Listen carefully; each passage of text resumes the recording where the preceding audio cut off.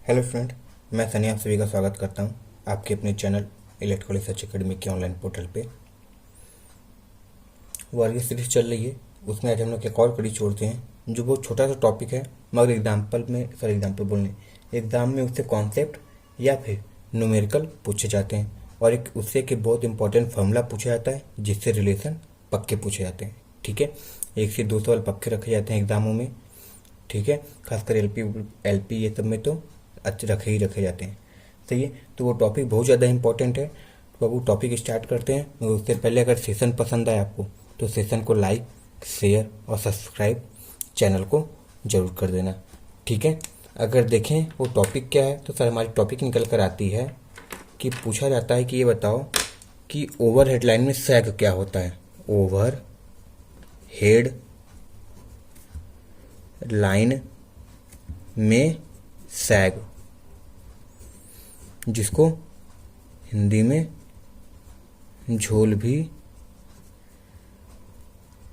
कहते हैं।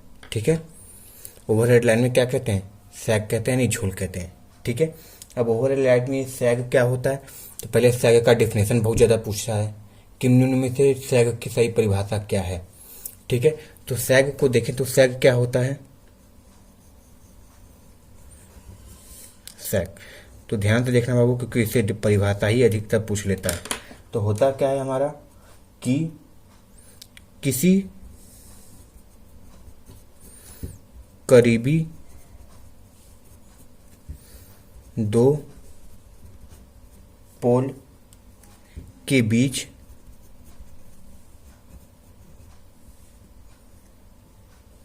बने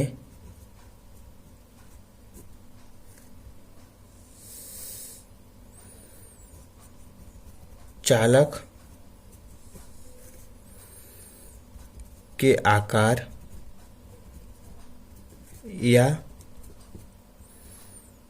दो पोल में बने दो पोल में लगे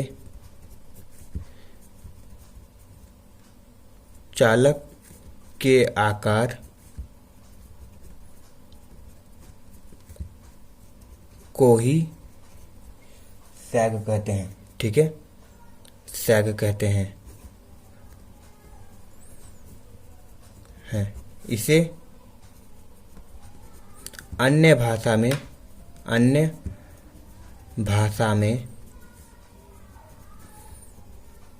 लटकन भी कहते हैं। क्या कहते हैं? इसे अन्य भाषा में लटकन भी कहते हैं। लटका मतलब तुम समझ रहे हो क्या होगा? कहीं किसी दो पुल के बीच में क्या होगा, कुछ ना कुछ लटके होंगे। तो लटका क्या होता है हमारा? तो सर वो लटका होता है हमारे चालक लटके होते हैं। सही है, ये कहानी है। अच्छा, और क्या होता क्या है ये?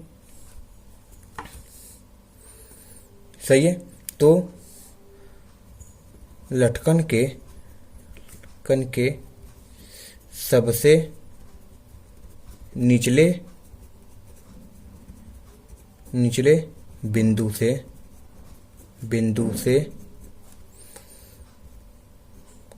पोल के संपर्क ये प है, संपर्क बिंदु के बीच की दूरी सैग कहलाती है। क्या कहलाती है सर? सैग कहलाती है। सही है, सैग कहलाती है। ये कहानी इसको याद रखना, अभी डायग्राम बनाएंगे तो एकदम समझ में आ जाएगा। अच्छा, स्पैन क्या होता है? क्योंकि इसमें स्पैन बहुत ज़्यादा इंपॉर्टेंट है। स्पैन, ठीक है, तो समझना स्पैन क्या होता है। तो सर स्पैन होता है दो करीबी, ठीक है, हिंदी संभाल लेना, कभी भी किधर भी मात्रा लग जाता है। दो करीबी पोल के बीच की दूरी को पोल स्पैन कहते हैं। स्पैन कहते हैं। सही है, चलो अब डायग्राम देखो तो शायद और समझ में आए।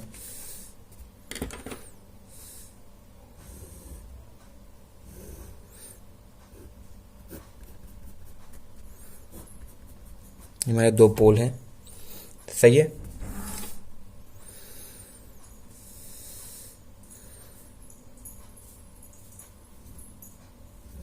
ये इंसुलेटर लगे हुए हैं, सिंपल भाषा में इंसुलेटर लगे हुए हैं।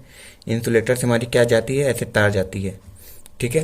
तो तार जाती है, तो ये जो लटकन है, यानी ये देखो जानी चाहिए थी कैसी, सीधी जानी चाहिए थी, मगर क्या हो गई, कुछ झुक गया। तो इसी को हम क्या बोलते हैं, सैग बोलते हैं। तो एक्चुअली सैग हुआ क्या हमारा, तो सर ये तो हमारी चालक हो गई,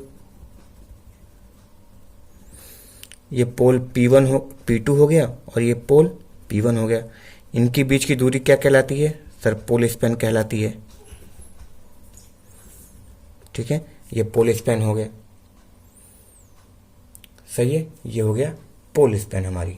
और ये जो दूरी है, बोले ना लटकन के सबसे निम्नतम बिंदु तथा इसके बीच की जो लुकी चालक है, इसी को हम क्या बोलते हैं, सर इसी को बोला जाता है सैग।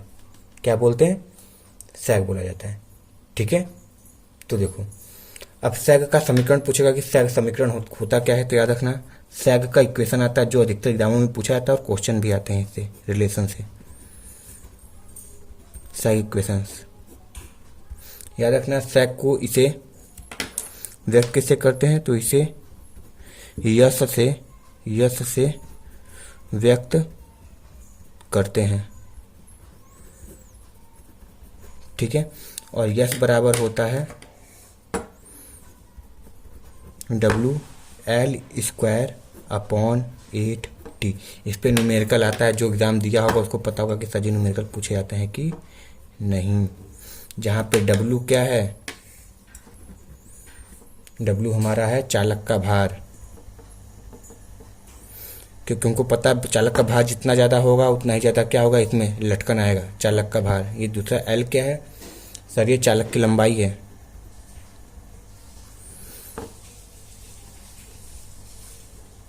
ये देखो ये चालक की जितनी अधिक लंबाई होगी ये उतना ही अधिक लटकेगा ना, तो सही बात है। ये T क्या है हमारा, ये हमारा तार पर तान है जिसको टेंशन बोलते हैं। तो कंडक्टर पर टेंशन है, कितना टेंशन लगा रहे हैं, क्योंकि टेंशन ज़्यादा होगा तो याद रखना सैग कम होगा। हमेशा टेंशन ज़्यादा होने की वजह से सैग कम होता है। और याद रखना ऐसा नहीं है कि टेंशन सैग होना ही नहीं चाहिए, सेफ्टी फैक्टर, चालक की सेफ्टी फैक्टर को ध्यान से रखते हुए, उसके मैकेनिकल स्ट्रेंथ को ध्यान में रखते हुए कुछ न कुछ उसमें सैग होना भी चाहिए, ये जरूरी है, ठीक है। तो कुछ न कुछ सैग होना चाहिए। तो फॉर्मूले की बात करें तो होता क्या है, वर्किंग स्ट्रेस बराबर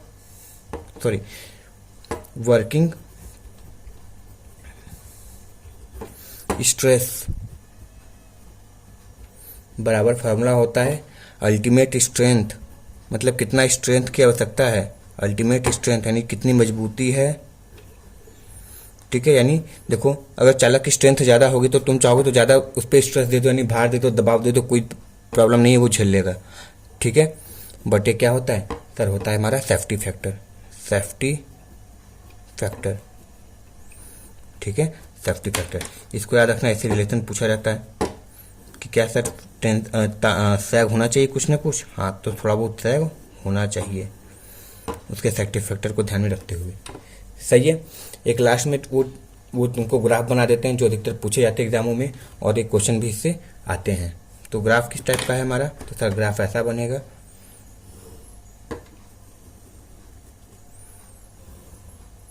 ये सर इधर हमारा क्या है, तो इधर हमारा सैग है, इधर हमारा टेम्परेचर है, और इधर हमारा क्या है, टेंशन है,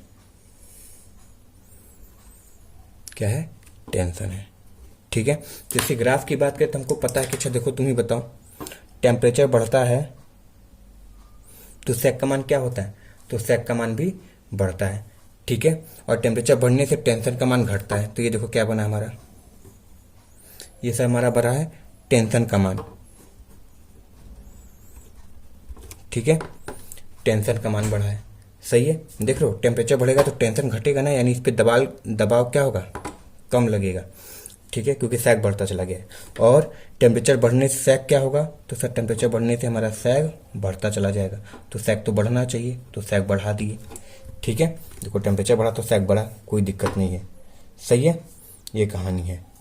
चलो, ये हो गई हमारी इसकी कहानी। सही है। तो यानी ये ग्राफ किसके किसके बीच में है सर? ये हमारा ग्राफ है सैग वर्सेस टेम्परेचर वर्सेस टेंशन। ठीक है, याद रखना किसके किसके बीच है, सैग वर्सेस टेम्परेचर वर्सेस टेंशन। ये पॉइंट इंपॉर्टेंट है, इसको याद रखना। सही है। तो आई होप बाबू ये सेशन पसंद आया होगा, क्योंकि इस पर न्यूमेरिकल पूछे जाते हैं। अगर पसंद आया तो इस सेशन को लाइक शेयर और सब्सक्राइब जरूर कर देना। ठीक है, तो लाइक शेयर और सब्सक्राइब तो बनता है जी। ठीक है, मिलते हैं नेक्स्ट वीडियो में। तब तक के लिए thank you very much and all the very best. Okay, चलो ठीक है, जय हिंद जय भारत।